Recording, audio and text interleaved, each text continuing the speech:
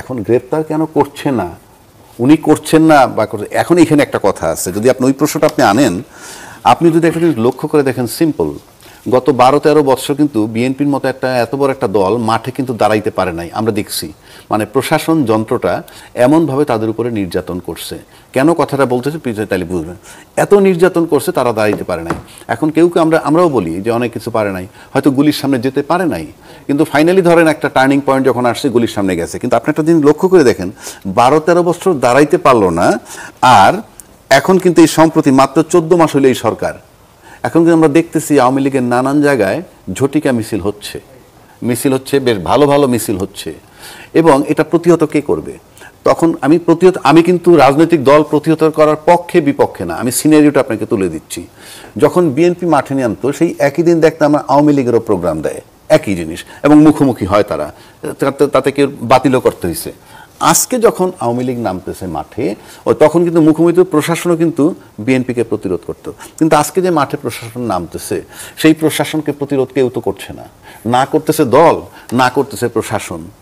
এই যে করতেছে না, এটা পার্থক্যটা আমরা যদি বুঝে আসি শুরুর থেকে একটা জায়গা দিয়ে আপনি এই সরকারের যদি প্রতি যে কোঅপারেশন, যেমন ধরেন কথাটা আমি আরও বলছি, এখন আবার বলার প্রশ্ন আসছে, যেমন যে গত 15 বছর বা 12 বছর যাবৎ সমস্ত রাজনৈতিক দল কিন্তু ঐক্যমত্য হয়ে আওয়ামী লীগকে সরাইতে চাইছে ক্ষমতার থেকে, কিন্তু আওয়ামী লীগ 15 বছর ক্ষমতায় ছিল।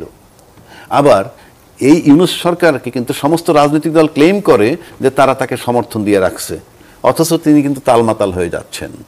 তার মানে সহযোগিতাটা কেমন একটু বোঝার চেষ্টা করবেন। 1 নম্বর, তিনি কি টালমাটাল তাহলে নিজের দোষে হচ্ছেন নাকি রাজনৈতিক দলগুলোর কোঅপারেশন তো দরকার? আমি বলছি যে এই রাজনৈতিক দল কোঅপারেট করতেছে তাকে, তাতে তার অবস্থা এরকম, আর আওয়ামী লীগকে তারা বিতাড়িত করতে চাইছে, তাতে আওয়ামী লীগ 15 বছর ক্ষমতায় ছিল। তাহলে এটা দিয়ে আপনাকে বুঝতে হবে কোঅপারেশনের নমুনাটা, আমি সেটা বলছি। পাশাপাশি আরেকটা জায়গায় আসি, আপনি ফখরুদ্দিন সাহেব এবং ইউনূস সাহেব যদি দুইজন ব্যক্তির আমি তুলনা করি, নিঃসন্দেহে সবাই বলবে দুজনই তো নন পলিটিক্যাল, কিন্তু সেক্ষেত্রে নিশ্চয়ই ইউনূস সাহেবকে বলতে হবে যে উনি বড় মাপের মানুষ। তো ফখরুদ্দিন সাহেবের পাশে একজন আর্মি চিফ ছিলেন, তখন কিন্তু প্রশাসন মারাত্মকভাবে কাজ করেছে। ইউনূস সাহেবের পাশেও কিন্তু একজন আর্মি সেনাপ্রধান আছেন, মাঠে ম্যাজিস্ট্রেসি পাওয়ার নিয়ে আছে, সেইভাবে কাজ হচ্ছে না। কাজটা তো ব্যক্তি করেন, একটা প্রতিষ্ঠান করে। তো এই সব কিছু যদি আপনি মিলান, এবং আওয়ামী লীগ মাঠে নামতেছে, এই সব যদি মিলান, আবার যদি দেখেন যে আওয়ামী লীগের লোক এখন পর্যন্ত আছে, আমরা যে আওয়ামী লীগ কথা বলি, রাষ্ট্রপতি কিন্তু আওয়ামী লীগের, এবং তার নিয়োগ দেওয়া লোকগুলো আছে, কর্মকর্তা আছে, কিছু জেলখানা আছে, কিছু বাইরে আছে কিন্তু বহাল তবিয়তে। আওয়ামী লীগের টাকা আছে, আওয়ামী লীগের প্রশাসনের লোক আছে, এবং আওয়ামী লীগের আন্তর্জাতিক সম্পর্ক ছিল টানা 15 বছর। এই সব কিছু দিয়ে আপনি মিলান, তাহলে তো আওয়ামী লীগের একটা অস্তিত্ব খুব ভালোভাবেই এখানে আছে। সুতরাং এই যদি এখন স্বরাষ্ট্রমন্ত্রী বইলা থাকে যে আওয়ামী লীগ কিন্তু আমরা দেখতেছি আনস্টেবল করতে যাচ্ছে, কিন্তু রাজনীতির থিওরি মোতাবেক কি তারা সাইলেন্ট থাকবে এবং তারা রাজনৈতিকভাবেই কর্মকাণ্ড করবে। কিন্তু তাদের যে সমস্ত বক্তব্য যদি আনস্টেবল করতে চায়, সেটি মোকাবেলার দায়িত্ব কার? সরকারের। সেটাই আমি বলছি, তো সরকার তো আমরা ফাইনালি সরকার তো একটা ব্যক্তিতে চলে যাচ্ছি, কিন্তু তার আর যে অন্যান্য ইয়েগুলো প্রতিষ্ঠানগুলো আছে সরকারের সাথে কাজ করার জন্য, সেই প্রতিষ্ঠানগুলোর তো অ্যাকশন আমরা দেখছি না। সেই এক্সাম্পলই তো আপনাকে দিলাম যে ফখরুদ্দিন সাহেব যখন ছিলেন তখন কাজ হয়েছে, ইউনূস সাহেবের পাশে কাজ হচ্ছে না কেন? কাজটা তো ফখরুদ্দিন সাহেব হাতে করেন নাই, হাতে কলমে নিজে করেননি। ইউনূস সাহেব হাতে কলমে করতে পারবেন না, প্রশাসনের কাজ আছে এখানে, প্রশাসনের রুটিন কিছু কাজ আছে, সেই কাজগুলো দৃশ্যমান না আমাদের কাছে। কারণ এখন নির্বাচিত সরকার আসলে কি এই পরিস্থিতি উন্নতি হবে বলে আপনি মনে করেন? সেই কথা আরেকটা বিরাট প্রশ্ন। নির্বাচিত না ডেফিনেটলি গুরুত্বপূর্ণ দিব প্রশ্ন আমি কোন, কারণ নির্বাচিত সরকার বলতেছে যে তারা আসলেই ঠিক হয়ে যাবে। আমি বহুদিন আগেও বলছিলাম, আচ্ছা ভাই ঠিক হতে হবে, ভালো কথা, কিন্তু উনি যতক্ষণ দেশটা চালায় তাতে তো আমরা তাকে অ্যাডভাইস করতে পারি যে কি প্রক্রিয়ায় প্রশাসন কাজ করতে পারে। সেই অ্যাডভাইস আমি আজ পর্যন্ত দেখি নাই যে ইউনূস সাহেব কেউ দিছে। এখন আপনি বলতেছেন নির্বাচিত সরকার আসলে, আমি গণতান্ত্রিক দেশ হিসেবে নির্বাচন চাই, নির্বাচন হওয়া উচিত, নির্বাচনী দলের কাছেই ক্ষমতা যাওয়া উচিত, সব ঠিক আছে, কিন্তু নির্বাচিত দল আসলেই যে সব ঠিক হয়ে যাবে তার কি গ্যারান্টি আমরা পাই? আমরা যদি অতীত দেখি, আপনি কিন্তু নির্বাচিত সরকারকে সরাই 2টা সামরিক শাসন আসছে, 111 আসছে, ইউনূস সরকার আসছে। তো নির্বাচিত সরকার যদি এত পারেনি, ওরা আসেন কেমনে? এটা গেল একদিক। 2 নম্বর, আপনি অনির্বাচিত সরকার যদি সামরিক শাসনগুলোকে ধরেন, 2টা সামরিক শাসন, 111 এবং ইউনূস সরকার, আপনি কতগুলো মেগা ঘটনা আমাদের ঘটছে। যেমন ধরেন 21 আগস্টের গ্রেনেড হামলা, আপনি সিরিজ বোমা হামলা, আপনি শাপলা চত্বরে হত্যা, 57 জন সেনা অফিসার হত্যা, তারপরে আপনি যদি ধরেন কাউন্সাটে বিদ্যুতের জন্য হত্যা, এগুলো কিন্তু সব নির্বাচিত সরকারের সময় হয়েছে, অনির্বাচিত সরকারের সময় হয় নাই। এর মানে এই না আমি অনির্বাচিত সরকারের সাপোর্ট করতেছি। এর মানে এই যে আপনি প্রশ্ন করলেন যে নির্বাচিত সরকার আসলেই যে সব ঠিক হয়ে যাবে, কারণ আজকে যে নির্বাচিত সরকারটা আসবে, যেমন এনসিপি বলতেছে, এনসিপি নাসিরউদ্দিন বলছে আমরা নির্বাচন করতে দিব না, আমি তর্কের খাতে ধরে নিলাম, ওইটা ধরলাম না। যদি সে নির্বাচনে না যায়, কথার কথা এই শাপলা টাপলা না পাইলে, আমি জানি না যাবে কি যাবে না। আবার জামাত যদি তার পিআর পদ্ধতির দাবিতে আছে, সংস্কার বিচারের দাবিতে আছে, বহু কিছু নিয়ে লেভেল প্লেইং ফিল্ড নিয়ে কল্পনা করি, যদি তারা কেউ নির্বাচনে না যায় তাহলে বিএনপি কি করবে? একতরফা নির্বাচন করবে। আমি এটা বিএনপির দোষ না, কেউ যদি না যায়, কিন্তু সেই নির্বাচনটা যদি হয়, আর আওয়ামী লীগের যে বয়ান আমি দিলাম তাদের অবস্থা, বিএনপির যে নির্বাচনের প্রস্তুতিতে অনেক এগিয়ে আছে, জামাত নির্বাচনে কেন যাবে? আমি বলছি যদি না করেন, কারণ তার তো দাবি আছে কতগুলা, বিএনপির তো কোনো দাবি নাই, বিএনপি তো নির্বাচনের জন্য তৈরি হচ্ছে, আর তাদের তো দাবি আছে সংস্কার, বিচার, লেভেল প্লেইং ফিল্ড হচ্ছে, আর তারা তৈরি হয়ে তারপরে এসব আলাপ করছে। তৈরি না তো, প্যারালাল চালাচ্ছে তো, আমরা তো দেখতেছি, এত শুরুতেই বলতেছে তারা প্যারালাল, এই যে নির্বাচন এবং দাবি দেওয়া প্যারালাল চলতেছে, রেল লাইনের মতো চলতেছে। সেটা আমি বলতে, আমি তাদের কথাগুলো বলতেছি। তো এরকম একটা পরিস্থিতিতে যদি একটা নির্বাচন হয়ে যায়, আপনি মাঠে প্রশাসন বিবরণ দিলাম, টাকা পয়সা সবকিছু বললাম, আমার কাছে মনে হয় না টেকসই নির্বাচন হবে এরকম পরিস্থিতিতে। আর এই টেকসই নির্বাচন করতে হলে, টেকসই নির্বাচন হবে না বলতে আপনি কি এটা বোঝাতে চাচ্ছেন যে নির্বাচনের পরে যে সরকার আসবে তারা শর্ট লিভড হবে? হ্যাঁ, আমার কাছে মনে হয় তারা আনস্টেবল থাকবে, আনস্টেবল হবে, কোনো কায়দা নাই। কারণ আমি তো শুধুই বললাম, একটা দেশে আপনি কি পৃথিবীতে কোনো সরকার দেখছেন যে অভ্যুত্থানের পর একটা অংশ থেকে যায়? আমি রাষ্ট্রপতি বিরোধীও না, পক্ষেও না, আমি চিত্রটা দিচ্ছি। আওয়ামী লীগের রাষ্ট্রপতি তো আছে, রাষ্ট্রপতিকে সরিয়ে দিলে কি সরকার, রাষ্ট্রপতি আওয়ামী লীগের আছে, সরিয়ে দিলে হবে কি হবে সে আরেক প্রশ্ন। আপনি যদি ওইভাবে যান তাহলে আপনি সেটির উত্তর না দিলে তো আপনি রাষ্ট্রপতি থাকলে, আপনি যেহেতু সেই প্রসঙ্গে এনেছেন সেজন্য আমি জিজ্ঞেস করছি। হ্যাঁ, রাষ্ট্রপতিকে রিমুভ করলে সাংবিধানিক সংকট হবে, এই প্রশ্ন যখন আনে তখনই তো বোঝা যায় যারা এই প্রশ্নটা করে তারা জুলাইয়ের পক্ষে কিনা। কেননা আপনি প্রধানমন্ত্রী যখন অপসারণ করলেন, সে সাংবিধানিক ছিল না, তাকে অপসারণ করে দিলাম, তারাই দিলাম, তাহলে সাংবিধানিক সংকট হয় নাই? তাহলে তো সেই সময় সংবিধানটা স্টপ হয়ে গেছে, উনি তো চলে গেছেন, উনি তো কাউকে কিছু দায়িত্ব দিয়ে যান নাই। ওই সংবিধানটার ভিতরে আছে শুধুমাত্র নির্বাচিত প্রধানমন্ত্রী, ওইটার ভিতরে তত্ত্বাবধায়ক সরকার নাই, অন্তর্বর্তীকালীন সরকার নাই। এই সবকিছু যদি মিলান, আপনাকে আসলে আমি যে জিনিসটি নিয়ে প্রশ্ন করেছিলাম সেটি হচ্ছে যে এবার দুর্গাপূজায় যে ঘটনাটি ঘটেছে, সেটার উত্তর আসলে মানে, হ্যাঁ, দুর্গাপূজা আপনি বলছেন দুর্গার দাড়ি লাগাইছে, আপনি যদি কারা লাগিয়েছে? যদি সরকারের কাছে, আপনি বলেছেন স্বরাষ্ট্র উপদেষ্টার কাছে হয়তো ইনফরমেশন আছে, যদি অসুরের মুখে দাড়ি লাগানোর ইনফরমেশন ওনার কাছে থাকে তাহলে কেউ গ্রেফতার কেন হচ্ছে না? সেটি ছিল না, এটা তো আমি বলছি, আপনি ভারত আর ইয়ে বলেন, আর এই যে যেটা দাড়ি লাগাইছে আপনি বলতেছেন, এটা ধর্মীয় অবমাননা অবশ্যই, এবং সেক্ষেত্রে অবশ্যই তো অ্যাকশন নেওয়া উচিত, এবং সেটা সরকারের নিতে হবে। আপনি ওইভাবে বলেন সরকারই নিতে হবে, কিন্তু এখন আসেন, আপনি যে অভিযোগটা উত্থাপন হয়ে গেছে, আপনি কল্পনা করেন আপনার নিয়ম কি? নিয়ম হলো ফার্স্ট, স্বরাষ্ট্রমন্ত্রী যখন বলছে এইটা তদন্ত কইরা পুলিশ কর্মকর্তাকে বাধা দিচ্ছে কেউ, তারা ধরে বলে যে অমুকে করছে, বাধাটা কোথায়? বাধাটা কোথায়? আপনি একজন প্রশাসন একটা চোর ধরছে, একটা ছিনতাই করছে, একটা খুনি ধরছে, এটা বাধা কেউ কি বলবে তুমি ধরলা কেন? সুতরাং এই যে বিষয়টা উত্থাপন হয়েছে, প্রশাসনের তো নৈতিক দায়িত্ব এটাকে গ্রেফতার করা, তদন্ত করা। স্বরাষ্ট্রমন্ত্রী কি বলছে যে গ্রেফতার করো না? আমি বলছি তর্কের খাতিরে, সে তো বলে নাই, সেটা তো আমরা জানি না, সেটা আমাদের পক্ষে জানা সম্ভব না। না, আমরা দেখতে পাচ্ছি যে কেউ গ্রেফতার হয়, তাহলে তো পত্রিকা আসতো, কার গাফিলতিতে গ্রেফতার হয়নি সেটি তো আমাদের পক্ষে জানা সম্ভব না। এটা যে সবকিছু পত্রিকায় আসে না জনাব আবহিনা রাজ্যে, সবকিছু পত্রিকায় আসে না, আপনি বলেন, আপনিও জানেন আমিও জানি। না, তাহলে আমরা তো অনেক কিছু তাহলে এইভাবেই জানি। ওইটা যখন জানেন, আমি আপনার কাছে আবারও ফিরে আসবো, আমি একটু নীলোফার চৌধুরী মনির কাছে যেতে চাই। আপনি জানেন নিশ্চয়ই যে আজ জামাতের আমিরের সাথে সুইজারল্যান্ডের রাষ্ট্রদূত দেখা করেছেন। বিদেশি শক্তিগুলো কি এবার জামায়াতকে একটু বেশি গুরুত্ব দিচ্ছে, আপনাদের কি মনে হচ্ছে? এবং কুষ্টিয়া 3 আসনে জামায়াতের যিনি সম্ভাব্য প্রার্থী মুফতি আমির হামজা, তিনি বলেছেন যে আমেরিকা অলরেডি চাচ্ছে এদেশের রাষ্ট্রীয় ক্ষমতায় জামায়াতে ইসলামী আসুক, এবং সেজন্য তিনি 5টি কারণও বর্ণনা করেছেন যে কেন আমেরিকা চাচ্ছে যে জামায়াতে ইসলাম রাষ্ট্রীয় ক্ষমতায় আসুক।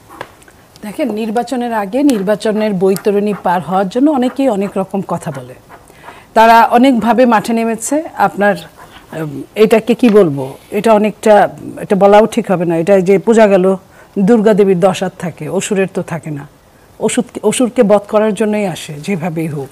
তা এখন তারা এখন কোন রোলে আছে আমি জানি না, রোলটা আগে জানতে হবে যে তাদের রোলটা কি। তারা যদি জনগণকে ওই যে 2টা নির্বাচনের মতো 100 নির্বাচনের মতো ব্লাব দিয়ে জনগণকে নির্বাচনের ব্যালট বা পেপার ছাপিয়ে, আপনার কি বলে নীলক্ষেতে তো ছাপিয়ে, যখন এই কাজটা যদি করে, বাংলাদেশকেও যদি মনে করে যে এইভাবে পাশ করানো যাবে, নির্বাচনে যে ফলাফল হয়েছে নীলোফার মনি, সেটা কি আপনার মনে হয় যে ইলেকশন ইঞ্জিনিয়ারিং বা নির্বাচনের কারচুপির মাধ্যমে হয়েছে? আপনি বলেন যে যতগুলো কজ ওখানে বের হয়েছে, যতগুলো কজ, সেই কজগুলো আপনি দেখলে আপনি কি বলতেন? আপনি বলতেন যে এটা একদম পিওর নির্বাচনটা হয়েছে, যতগুলো কেউ গিয়ে অভিযোগ ছিল না, অনেকগুলো গুরুতর, অনেকগুলো গুরুতর। আপনি যদি একটা শুধু ব্যালট পেপার ছাপানোটাই বলেন, ব্যালট পেপার কিন্তু আমরা খালি দেখি নাই, আমরা খালি ছাপানো দেখিনি, আমরা শুনেছি কে কতগুলো ছাপিয়েছে, তাদের আমরা সাক্ষাৎকার দেখেছি একদম আপনাদেরই কোনো একটা টেলিভিশনের মাধ্যমে।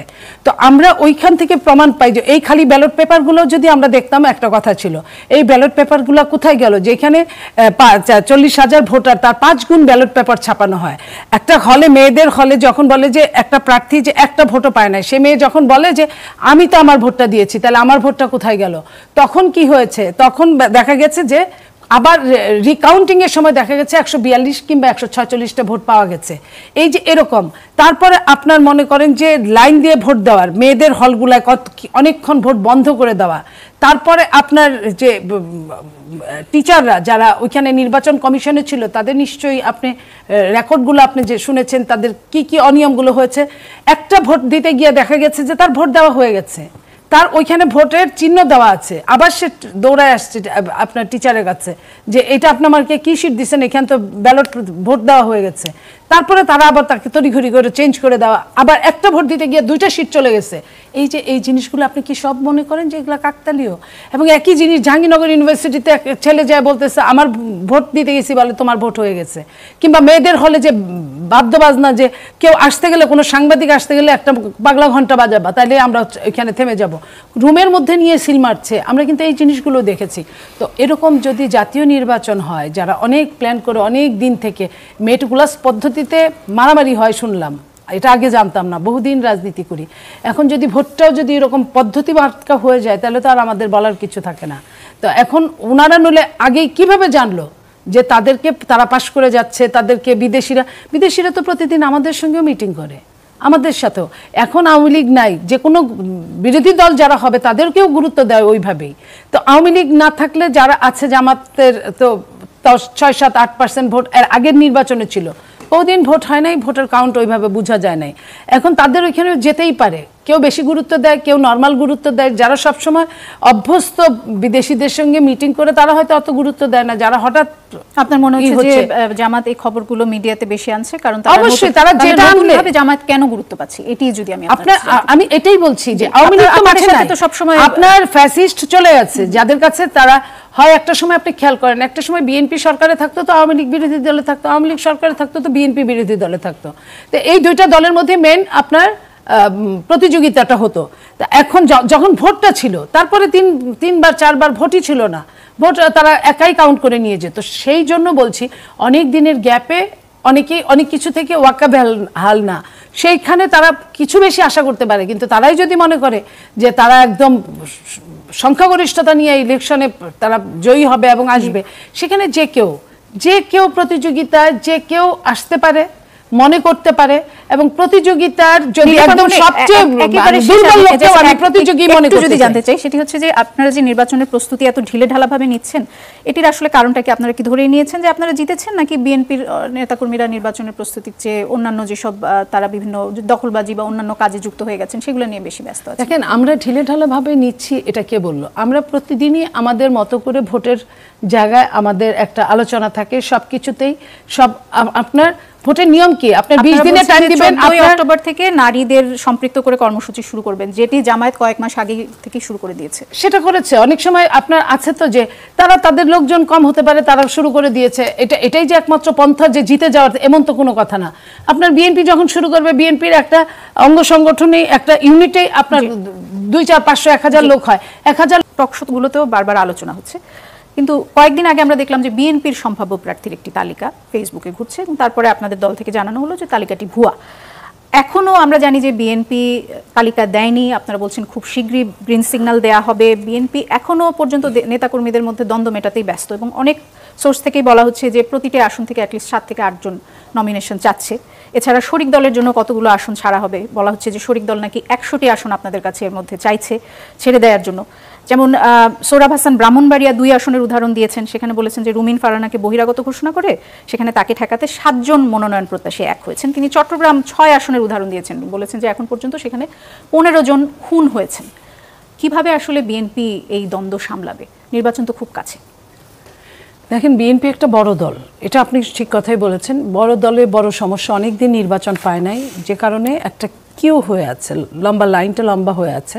BNP in the meantime BNP নেতৃবৃন্দ সব জেলার বিভাগীয় পর্যায়ে নেতৃত্ব ঠিক করে স্ট্যান্ডিং কমিটি মেম্বারদের আন্ডারে সব জেলার সাথে প্রায় ইন্টারভিউ নেওয়া প্রায় শেষের দিকে ইন্টারভিউ হয়ে গেছে।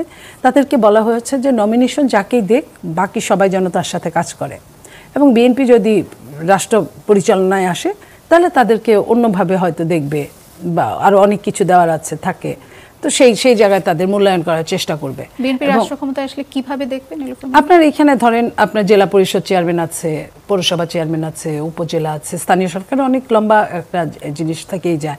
তারপরে আপনার সংরক্ষিত আছে মহিলা এমপি, তো এই টাইপের অনেকগুলো কিছু আছে, অথবা ব্যাংক বিমা আছে, অথবা বিদেশে রাষ্ট্র যারা বিভিন্ন আছেন তাদেরকে কোনো না কোনো জায়গায় তাদেরকে, তারাও তো কাজ করেছে। শুনুন, খুশি করার জন্য না, একটা রাষ্ট্রীয় ক্ষমতায় যারা আসে তারা তো অনেক দিন এলাকায় দেশে কাজ করে তো একটা দায়িত্ব পাওয়ার জন্যই। জনগণ কি করে? রাজনীতি করে তো মানুষের সেবা করার জন্য, সেবা করার মানসিকতাই করে, সেখানে সুযোগ বেশি পেলে হয়তো বা সে দুষ্ট হয়ে যায়। কিন্তু আপনার সেবা করার প্রত্যাশা যাদের থাকে তারা কোনো না কোনো ভাবে তাদের সেবা করার সুযোগ দেওয়া যেতে পারে। সেটা ইউনিয়ন পরিষদের চেয়ারম্যান হোক, শোনেন, সেটা ইউনিয়ন পরিষদের চেয়ারম্যান হোক বা সংসদ সদস্য হোক, তো সবাইকে তো একটা জিনিস দেওয়া যাবে না। এই কথাটাই বিএনপি সুন্দর করে বোঝানোর চেষ্টা করছে এখন পর্যন্ত, এবং আমার ধারণা যে সবশেষে এটা মিট হয়ে যাবে খুব তাড়াতাড়ি, খুব সত্তর। যেটা যে তাড়াতাড়িটা কবে, মানে বোঝানো শেষ হলে তারপরে গ্রিন আপনি সবাই কিন্তু কাজ করছে, সবাই সবার মতো। ধরেন আমাদের মার্কার নাম ধানের শীষ, তো অমুক ভাইয়ের সালাম নিন ধানের শীষে ভোট দিন, বা অমুক বোনের আপার সালাম নিন ধানের শীষে ভোট দিন, এটা করার জন্য কোনো বাধা সৃষ্টি হয় নাই। তো যদি আপনার মার্কার জন্য ভোট চায় এবং সম্ভাব্য প্রার্থীদের নাম এলাকাবাসী জানে, মনে মনে কেউ কাউকে সাপোর্ট করছে, আবার কেউ বলছে যে নমিনেশন নিয়ে আসবে আমরা তাকেই দিব। ফিরে আসবো, আমাদের প্রায় বিরতির কাছাকাছি সময় হয়ে যাচ্ছে, আমরা যদি আমাদের আরেক আলোচকের কাছে একটু যেতে চাই। কিন্তু আবার ডাকসু নির্বাচনের মতো কোনো এক ধরনের অঘটন জাতীয় নির্বাচনেও ঘটে যাবে কিনা নীলোফার মনি, সেটি নিয়ে আপনার কাছে আবারও ফিরবো। আমি আলাউদ্দিন আপনার কাছে আসতে চাই। আপনি তো জানেন যে আপনাদের দল শাপলা না পেলে নিরপেক্ষ ইসির দাবিতে আপনারা আন্দোলন করবেন, আলাউদ্দিন, এটি তো আপনাদের দলের বক্তব্য।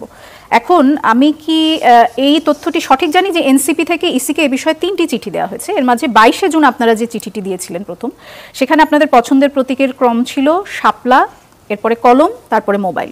এবং আমার জানা মতে আপনাদের নির্বাচন কমিশনের পক্ষ থেকে যে তালিকা দেওয়া হয়েছে, যে পছন্দের মার্কাগুলো, মানে তারা যে মার্কার অপশন আপনাদেরকে দিয়েছেন, সেখানে কলম এবং মোবাইল দুটোই আছে, কিন্তু শাপলা নেই। এটা কি ঠিক যে আপনারা শাপলা, কলম অথবা মোবাইল চেয়েছিলেন? আমরা যে প্রথমে আপনার প্রতীক চেয়েছি, প্রতীকের মধ্যে ছিল শাপলা, কলম এবং মোবাইল, কিন্তু পরবর্তীতে আমরা প্রতীক সংশোধন করে শাপলা, সাদা শাপলা এবং লাল শাপলা দিয়ে এসেছি। এখন মূলত ডিবেটটা শাপলার মধ্যে নেই, ডিবেটটা হলো যে শাপলা কেন দেওয়া হবে না, কেন প্রতীকে আসবে না, এটার ভিত্তিটা কি, এই বিষয়টা একটা স্পষ্ট ব্যাখ্যা। তারা বলছেন যে এটি জাতীয় প্রতীক, সেজন্য তারা এটা বলছে না জাতীয় প্রতীক। তারা বলছে যে পক্ষ থেকে তো সেটাই বলা হয়েছে, সেটা বলা হয় নাই তো। ইসির পক্ষ থেকে বলা হচ্ছে কেন তারা দিবেন একটা ব্যাখ্যা তিনি একা করতে পারবেন না। না, এটি তারা পরিষ্কার উত্তর দিয়েছেন। তারা বলেছেন যে নির্বাচন পরিচালনা বিধিমালা 2008-এর বিধির 9-1 অনুযায়ী শাপলা বর্তমানে বরাদ্দের জন্য নির্ধারিত প্রতীকের তালিকায় নেই, এবং যে কারণে শাপলা নির্ধারিত প্রতীকের তালিকায় নেই সেটি হচ্ছে শাপলা একটি জাতীয় প্রতীক হলো না। ব্যাপারটা এরকম না যে প্রথমত তালিকায় আনা হয়, তালিকা আনার পর এটা আইন মন্ত্রণালয়ে পাঠানো হয় এই তালিকাটা করার জন্য, গ্যাজেট করার জন্য। এখন ওনারা যখন আপনার তালিকা আনা হয় তখন জানেন যে ওনারা শাপলা আনবেন কি আনবেন না। এখন শাপলা যদি আপনার জাতীয় প্রতীক হয় তাহলে এটা একটা আইনি ব্যাখ্যার দাবি রাখে। তো শাপলা কি আসলে জাতীয় প্রতীক? শাপলা তো জাতীয় প্রতীক না, এটা জাতীয় প্রতীকের একটি অংশ মাত্র, যে অন্যান্য অংশগুলো অন্যান্য রাজনৈতিক দলকে বরাদ্দ দেওয়া হয়েছে। শাপলা একটি জাতীয় ফুল, এখন জাতীয় ফুলের ক্ষেত্রেও জাতীয় ফল এবং অন্যান্য অনেক জাতীয় জিনিস বরাদ্দ দেওয়া হয়েছে। কিন্তু মানে মুখ্যত যে বিষয়টি আমাদেরকে ভাবাচ্ছে সেটা হলো যে মানে নির্বাচন কমিশনের এই এখতিয়ার নেই যে তারা আসলে মানে কোনো কিছুর ব্যাখ্যা অথবা তার আইনগত কোনো ভিত্তি ছাড়াই তারা একগুঁয়েমি করতে পারে।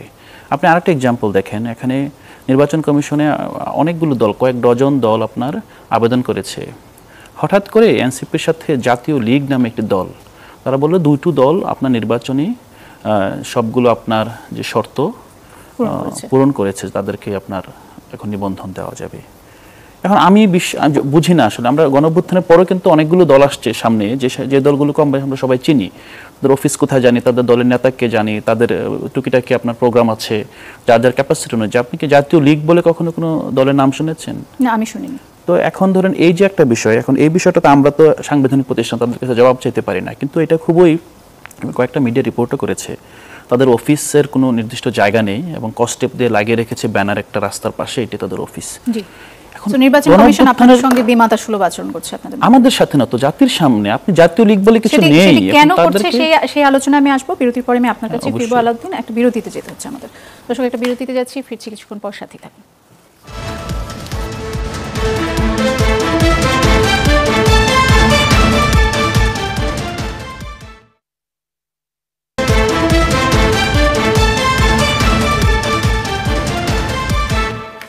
দর্শক, ইসমাইল মির্জাপুর চা মুক্তবাক অনুষ্ঠানে আবারও ফিরে এলাম। বিরতির আগে আলাউদ্দিন মোহাম্মদ আপনার সঙ্গে কথা হচ্ছিল এবং আপনি বলছিলেন যে নির্বাচন কমিশন শুধু শাপলার বিষয় না, বেশ কিছু বিষয় নিয়ে তারা আপনাদের সঙ্গে কিছুটা, আপনাদের যে প্রত্যাশা ছিল বা নিরপেক্ষ যে আচরণ নির্বাচন কমিশনের কাছ থেকে আপনারা আশা করেন, সেরকম আচরণ তারা করছে না। এই প্রশ্নটার সাথে আমি যদি একটু আপনার সাথে যোগ করতে চাই, সেটি হচ্ছে যে গণ অধিকার পরিষদ এবং এনসিপি একীভূত হবে, এরকম একটা কথা আমরা শুনছিলাম। এরপরে আমরা দেখলাম যে সেটি হচ্ছে না। জামায়াতের যুগপৎ আন্দোলনেও আমরা শুনছিলাম যে আপনারা এবং গণ অধিকার পরিষদ আপনারা থাকবেন, কিন্তু পরবর্তীতে দেখা গেল যে আপনারা জামাতের যুগপৎ আন্দোলনেও যাননি। বিএনপির সাথে তো আপনাদের সম্পর্ক খারাপই ছিল আগে থেকেই। সরকারের সাথেও এক ধরনের দূরত্ব তৈরি হচ্ছে। আজকে যেমন নির্বাচন কমিশনের কথাও আপনি বলছিলেন যে নির্বাচন কমিশনের সাথে আপনাদের এক ধরনের, মনে হচ্ছে যে এক ধরনের টানাপোড়েন চলছে। এনসিপি কি কিছুটা বন্ধুহীন হয়ে পড়েছে? প্রথমত আমি যদি নির্বাচন কমিশন দিয়ে শুরু করি, তো নির্বাচন কমিশনটা এমন একটি সময়ে আপনার সংগঠিত হয়েছে, যে সময়টা বাংলাদেশে নির্বাচন কবে হবে এবং বাংলাদেশের সামনে গণঅভ্যুত্থানের পরপর যে আপনার আহতরা হসপিটালে কাতরাচ্ছে, প্রতিদিন রাস্তায় আন্দোলন হচ্ছে, এই সময়ের মধ্যে কিন্তু আপনার নির্বাচন কমিশন গঠিত হয়েছে। এবং আমরা এবং অন্যান্য অনেকগুলো দল কিন্তু নির্বাচন কমিশনার কে হবে, যেটা সার্চ কমিটিতে নাম জমা দিতে হয়, আমরা নামও জমা দেই নেই। যে আসলে নির্বাচন কমিশন নিয়ে ওই সময় আমাদের প্রায়োরিটিতে ছিল না যে নির্বাচন কমিশনার কে হবে, কারণ ওই সময় আপনার সংস্কার হবে, কিন্তু সংস্কার কমিশনগুলো সংগঠিত হয় নাই। এর কিছুদিন পরে সংস্কার কমিশন সংগঠিত হয় এবং সংস্কার কমিশনগুলো ঢাকার বাইরে 2-4 জায়গায় মিটিং করে সিভিল সোসাইটির সাথে বসে তারপর তারা রাজনৈতিক দলগুলোর কাছে এবং বিভিন্ন প্ল্যাটফর্মের কাছে আপনার মতামত চায় এবং রাজনৈতিক দলগুলো এবং বিভিন্ন প্ল্যাটফর্ম তাদের কাছে মতামত দেয়। সেই অনুসারে তারও আরও কয়েক মাস পরে ঐকমত্য কমিশন গঠিত হয় এই বিষয়গুলো পর্যালোচনার জন্য এবং রাজনৈতিক দলগুলোকে ডাকে এগুলো নিয়ে মতামত দেওয়ার জন্য। প্রথমত নির্বাচন কমিশন গঠনের সাথে আমাদের যেই নতুন রাষ্ট্রের সম্ভাবনা এবং পরিবর্তিত যে রাষ্ট্রের বাস্তবতা, এরা বাস্তবতার